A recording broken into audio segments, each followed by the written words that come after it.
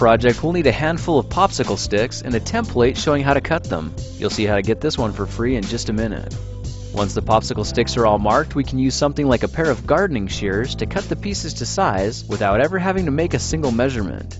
You can get your free template by clicking the icon or by following the link in the description. Alright, now that our pieces are cut, let's paint them completely black, and that can be done quickly and easily with a permanent marker. The ink will probably take just a minute to dry, so now would be a good time to round up some metal hair clips. We're only going to need 2 of them. You can see with a little manipulation, the inside clip breaks off cleanly at the bottom. Now the first step of assembly is securing the clips to the wooden supports with a bit of hot glue, so that when it cools, the limbs are arching away from each other in a bow shape. Now let's go ahead and add some hot glue to the inside of the arch so we can press the second support firmly into place. I cleaned up the excess glue with a utility knife, and now we should be good to set this to the side and move on to making the pistol grip. The outer rail needs just enough hot glue to secure the smaller rail spacer flush with the tip. You might notice I dropped the top down a touch to form a little groove about half a matchstick deep. Now it's important this flight channel stays clean, so we need to check for any excess glue and ensure it all gets removed. At this point we can attach the handle support right behind the spacer, then glue the last rail in place. You can see I left a matchstick in the flight channel, and that's to ensure I get the spacing right.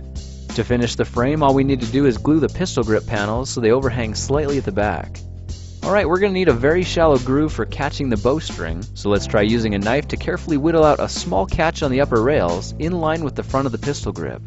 While we're at it, why don't we use a bit of sandpaper to lightly round the edges of the barrel to help prevent the bowstring from fraying and breaking.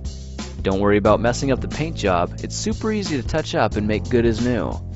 Now the crossbow starts to come together as the tip of the gun rails are pressed firmly into a dab of hot glue on the inside of the bow, and about 30 seconds of steady pressure works well to keep the connection strong as the glue begins to cool. I chose to glue some fillets on the sides for added support and durability. You should be able to see the flight groove is slightly higher than the limb supports.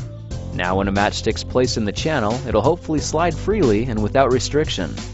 Alright, it's time to pick out a bowstring. This is embroidery floss from the craft section of a local supercenter, and I'll be using yellow.